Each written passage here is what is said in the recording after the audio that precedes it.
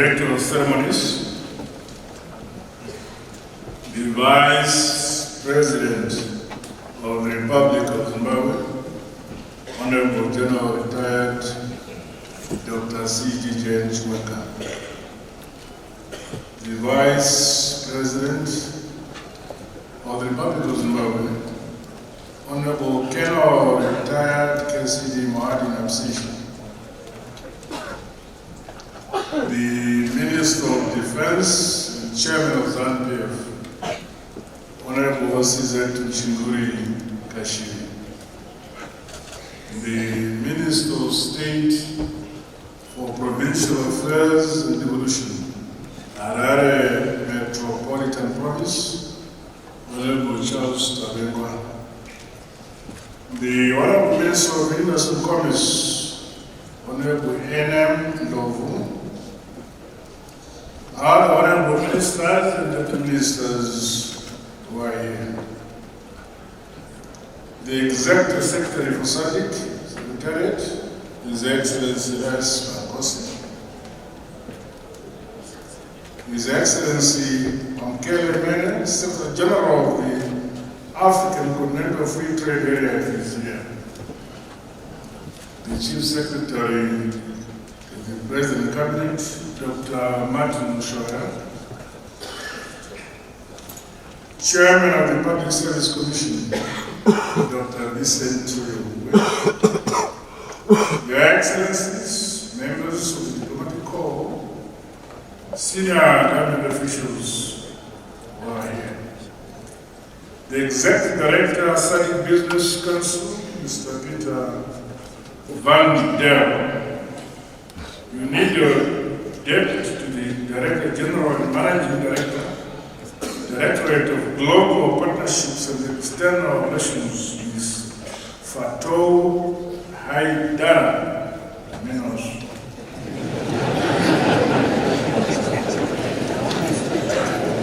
Captains of Industry and Commerce, other development partners with us today, distinguished investors and exhibitors who are here, ladies and gentlemen, comrades and friends.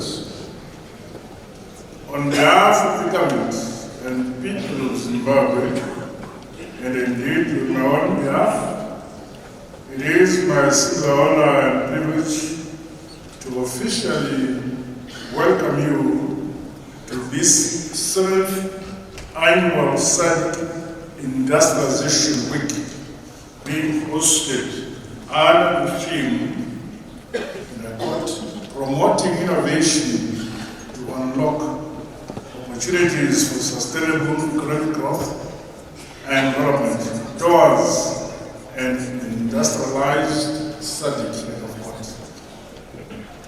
This event, which is a precursor to the SADC Aids of State and Government Summit, and the largest public-private engagement platform, aims at fostering new opportunities for intra-African trade and investment in the Southern Africa region. I congratulate the Southern African Development Community SADC Secretariat, the Confederation of Zimbabwe Industries (ZI), and the SADC Business Council, along with the responsible ministries, departments, and agencies of the Zimbabwean government for putting together an exceptional and transformational showcase. Given the vast natural resource elements and the youthful population on our African continent, and the SADC region in particular, it is a misnomer that we continue to lose substantial revenue through exporting unprocessed goods and resources from our region. It is on this background that 10 years ago, we resolved here in Zimbabwe to front-load the SADC industrialization agenda It therefore beckons all of us, governments, industry and development partners alike, to give impetus to the accelerated development of industry. Through our unity of purpose, complementary and intertwined strategies, we are determined to realize a rapid socio-economic development and a higher quality of life in our countries and the region that leave no one, no place behind. This is in line with targets of the African Union's Agenda 2063, which include transformation and enhancing overall productivity for the growth and industrialization of our African economies.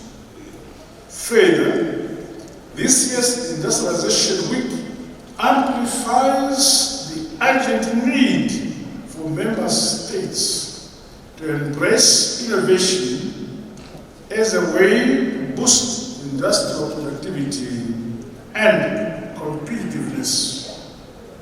Individually and collectively, we have a duty to spur sustainable growth through a sound and a diversified industrial base with wide-ranging new products and jobs for our people.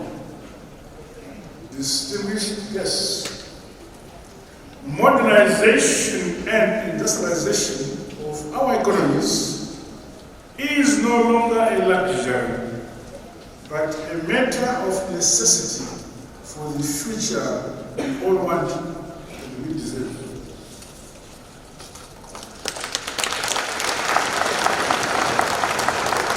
The rich liberation heritage of our region reminds us how unity and singleness of purpose realized political independence and freedom in our region. Presently, the contestations for neo-imperialistic subjugation of our countries are being fought in the economic domain.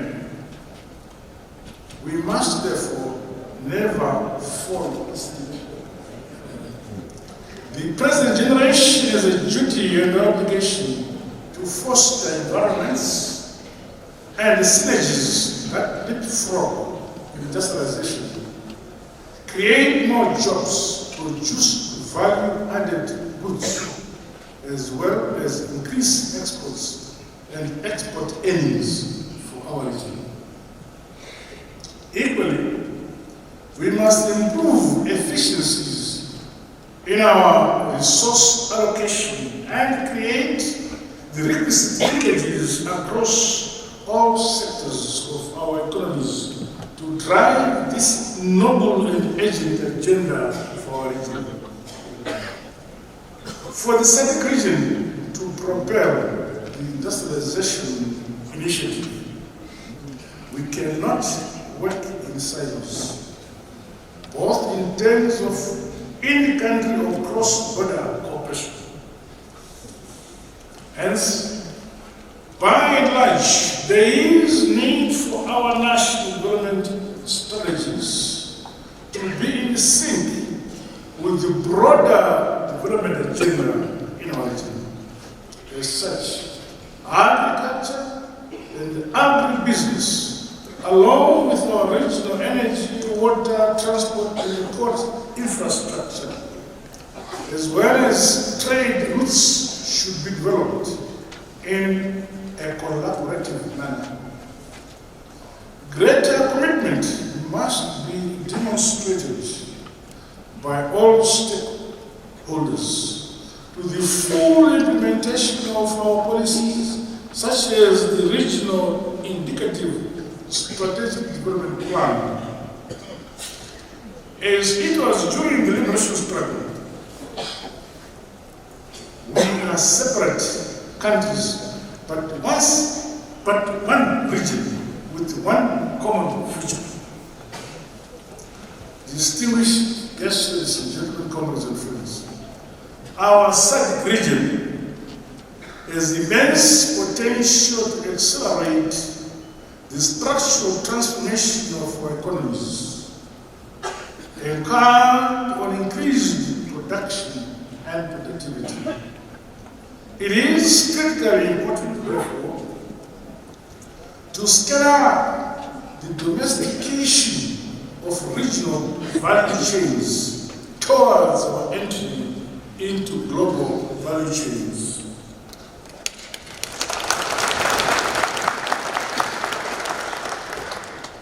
As an outcome of this event, we must see clear benchmarks and targets.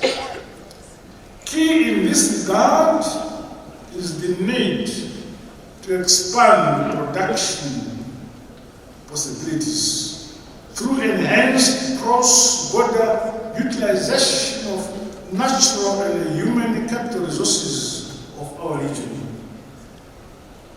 To ensure the successful implementation of the SADC industrialization strategy, member states must increase investments in technology, innovation, as well as research and development.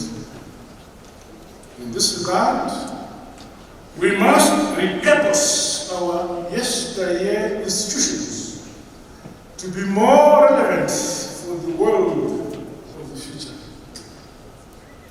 Fundamentally, our education systems should be repurposed to bridge the technology gap and the current global trends to enable the SADC region to be more competitive in the workplace. Let us be deliberate, systematic, and surgically focused to graduate from being factor-driven to investment-driven, and ultimately knowledge-based economies.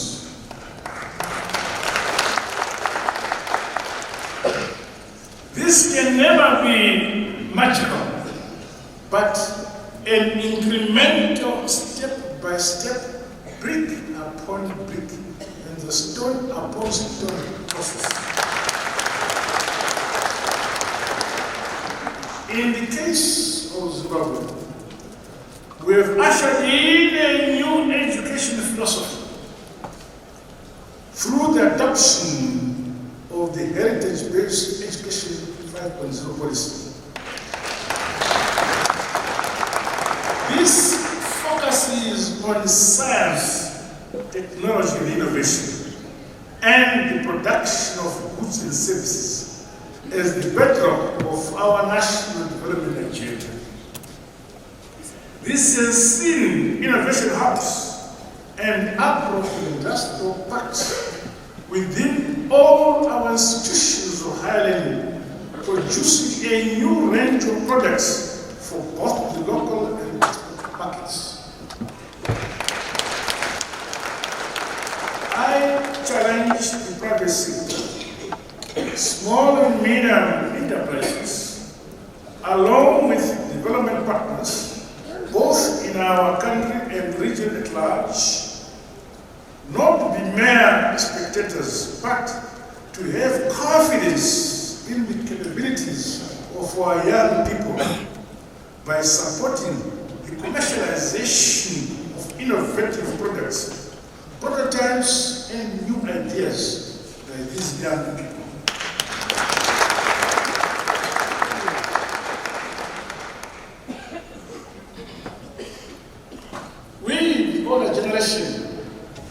Are setting peacefully to excel for your country. Backward and the forward linkages must see the creation of centers of excellency in science and technology, which enables sound research for modern industrial processes and accelerated industrialization.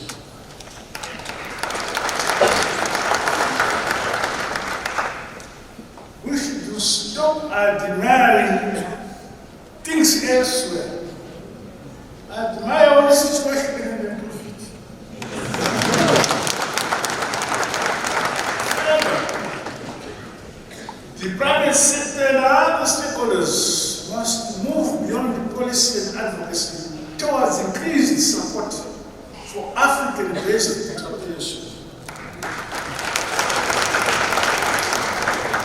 We look forward to a time when the private sector engages government on assistance with regards to promoting locally produced technologies, machinery, and equipment. There must always be dialogue between the private sector and the public, government and the private sector, not competition. Blended with our need to realize healthy rewards must be the due inclination to support and fund research and development for capacity building programs that equip our local people with the skills for emerging industries in the modern world. Distinguished guests, ladies and gentlemen, comrades and friends, over and above revamping our education systems, it is imperative for member states to fully embrace the global ICT revolution.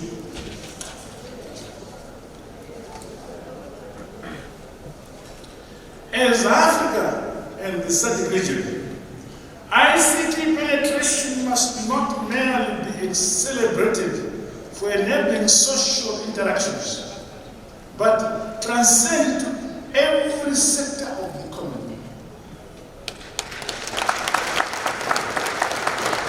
We must see greater efficiencies and cost savings in our modernization and industrialization processes through modern ICT, hard and soft infrastructure.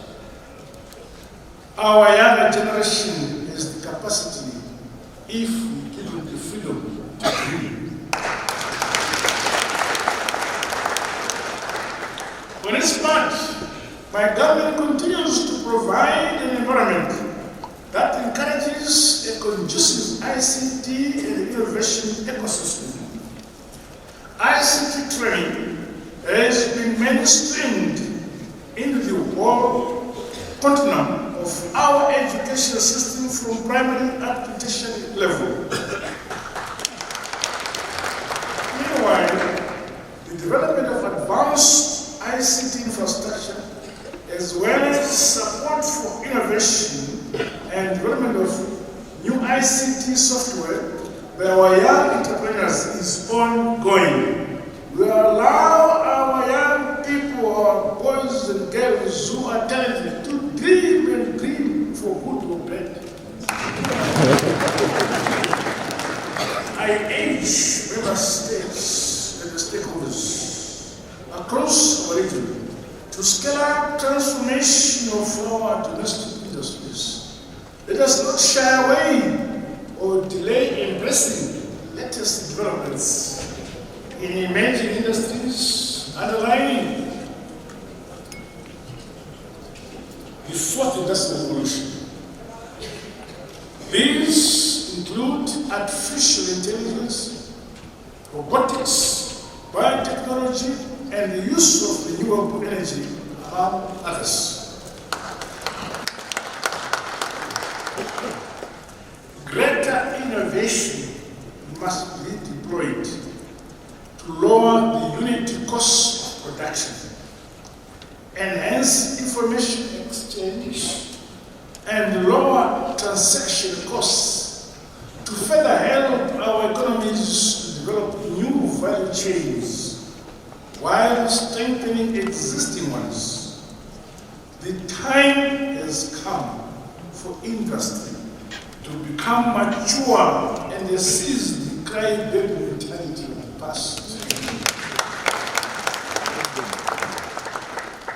However, it is an acknowledged reality that the industrial sector in Africa faces challenges in accessing affordable and long-term finance.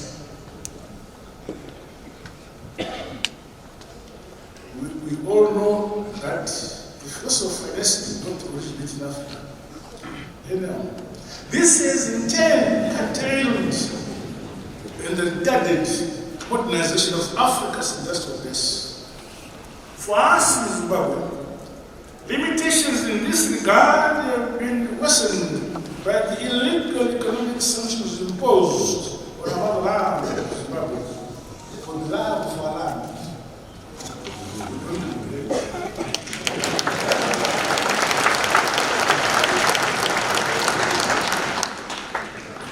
Given the scale of finances needed to ensure the success of our regional industrialization agenda, we must think outside the box for innovative financing models.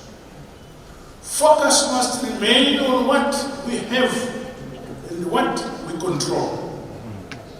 This being the use of our domestic resources to propel our industrialization and development agenda. The weighty obligation to build, develop, and industrialize our economies lies with us, the people of this region, SADC, and our continent, Africa, and not beyond. The need to formalize and operationalize the SADC Regional Development Fund has become urgent. Similarly, domestic pension funds, sovereign wealth funds, and other public-private sector frameworks must be deployed to play a more pivotal role in the implementation of our industrialization agenda. In addition, the financial services sector is called upon to provide responsive financial packages that facilitate our collective quest for an industrialized SADC region. Ladies and gentlemen, comrades and friends, as the current crop of leaders within the SADC region and Africa in general, we are committed to the industrialization agenda and intra-African trade. We will, therefore, continue to create an enabling fiscal policy and regulatory environment with a particular focus on cross-border infrastructure and efficient trade. Under the Second Republic, the ease of doing business has tremendously improved. I'm not marking my own papers. And the bureaucratic red tape drastically reduced. This has seen us realize unprecedented economic growth and the foreign direct investment, while maturing entrepreneurship, especially among the youth and the women-led SMEs and startups. Ladies and gentlemen, regional integration is a cornerstone of our SADC industrialization agenda in this region. As such, member states are called upon to fast track the ratification of our SADC protocol on industry. Through working together within SADC and our regional economic communities, we will undoubtedly realize win-win benefits and African continental free trade area for the shared prosperity of the peoples of our great continent, Africa. In conclusion, as we continue with the SADC Industrialization Week, we look forward to active dialogue and collaboration, as well as concrete trade deals. From a government point of view, after this week-long event, we stand ready to receive observations and recommendations from this forum on the bottlenecks and the possible remedies to accelerate our industrialization drive. Finally, I exhort us to remain vigilant, towards growing investments that will spur our industrial development agenda to achieve the SADC we all want. With these remarks, ladies and gentlemen, comrades and friends, it is my honor and privilege to declare this 7th annual SADC Industrialization Week officially open.